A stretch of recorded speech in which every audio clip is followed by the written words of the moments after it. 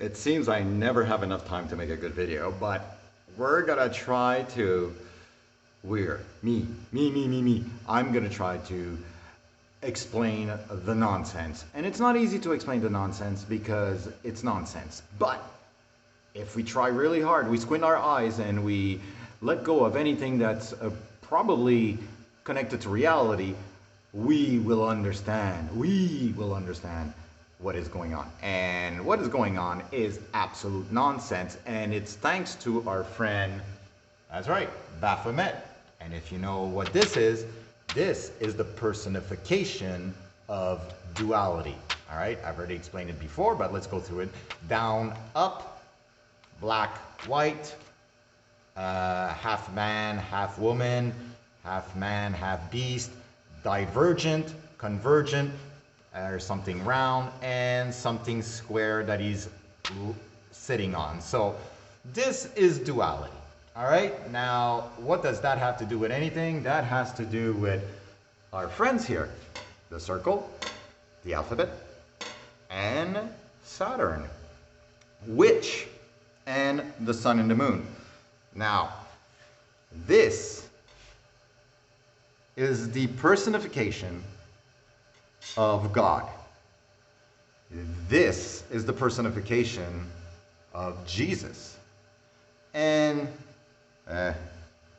that's the personification. Well, Satan is the personification of Saturn. Now, the circle, as you can see, has all the attributes of God. He is infinite. He has no beginning, no end. And pi, which is the equation, the numbers you need to calculate a circle, can be found inside of Genesis. So, he is infinite, he is perfect, because he's not like all the other geometric shapes, which have angles all over the place. He is perfect, he is unique, he is the one. Why is the one? The one and only God, because he has one surface. And that's God, because he is associated to sacred geometry, which is all this. It gives you all this nonsense and this nonsense. And it also helped create heaven and earth. As you can see, this is supposed to be a tree, and the bottom of the tree would be earth, and the top of the tree would be heaven, with its moon and its sun. Now, God created heaven and earth, and he also created a garden, and in the middle of the garden, there was a tree.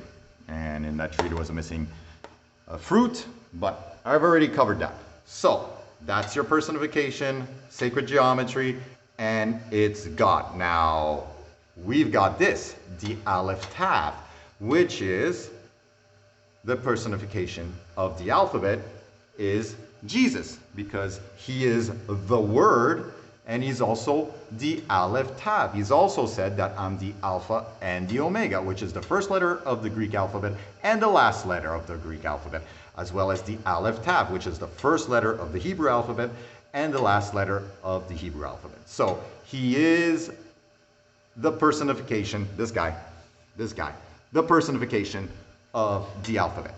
Here we have Saturn. Saturn is, well, Satan is the personification that was pulled out of Saturn, because Saturn is the sixth planet and it is in darkness. Therefore, it is very far from the light of this world, which is also considered God, because he is the light of this world. So we're talking about the sun, and he is in darkness. And that's why Satan comes from Saturn. Also, he's also associated to Capricorn, which is the effigy that was used to create Satan, with his two horns, his goat-like face, and his little hooves. That comes from there. And also, being the sixth planet, it is associated to the cube, because a cube has 6 sides. And since it's word magic and witchcraft, you will find, this comes from the Kabbalah, and you will find at Mecca the Kaaba of Allah, which is a phonetic duality. We're all dealing with dualities here. So it's a phonetic duality. So there you go. You also have this nonsense, which I tried to explain, never tried to explain, so I'm going to try to explain. As you can see, somebody discovered that the name of Allah here, okay, is equal to the number 666 in Greek numbers. Well, 666 comes from here, where it takes the first circle, which we don't count because it's supposed to be consciousness. You take 6 circles and you make another bunch of 6 circles and you take another bunch of 6 circles. It's this creates this nonsense, and that's your garden where you find the tree. So, and also you find this nonsense. It starts with 6 circles. But anyways, so which means magic. We already know that. So what we need to try to understand is that the people who created the alphabet, Aleph, and the Aleph Bet, okay, which is also associated to the fool and the magician. I know it doesn't make any sense, but it's inside magic, which is, you know, you got your tarot cards and you got the magician and you got the fool, where we have a God, Jesus here, who did some miracles, the magician, and well, anyways, for the people that follow it, it's a little bit on this side here, because it's all about words, and words are, where is it? Words are sword. It's an anagram for the word sword. And if we look carefully, right over here, we have the camel and we have the door. Well, the camel is associated to the word because the camel has a huge throat. And that's why it's associated to this nonsense, which is Jesus is the word. And you need to go through him to get to heaven, and that's why he's the door, you know, to go to heaven. So this is black magic, and the stories were created out of black magic. It all started with this kind of witchcraft, okay, which is in the beginning, we saw that, and it starts with Beth, which in Hebrew, Beth is associated to duality. And the word Bible, I don't have it written here, so I'm going to make it mix. I'm going to get you all mixed up here. Bible is about duality, as you can see, sun and moon, which is our king Solomon, which would be up here. That's why he's a king, because he's on top of the tree. And what's the top of the tree called? The crown. That's why this guy has a crown, and King Solomon, has a crown, and he was a king because it's the top of the tree.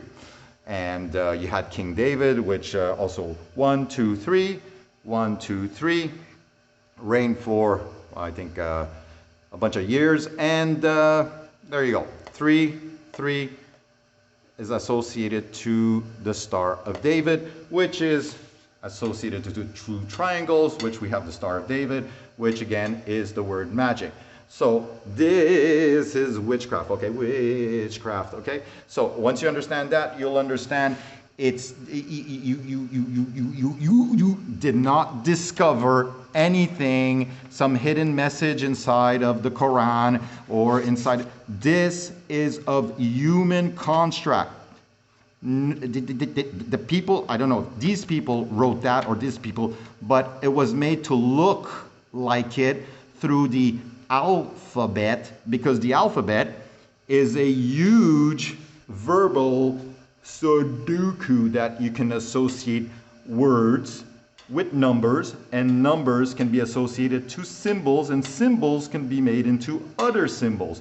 This means magic, but for a lot of people means the Star of David.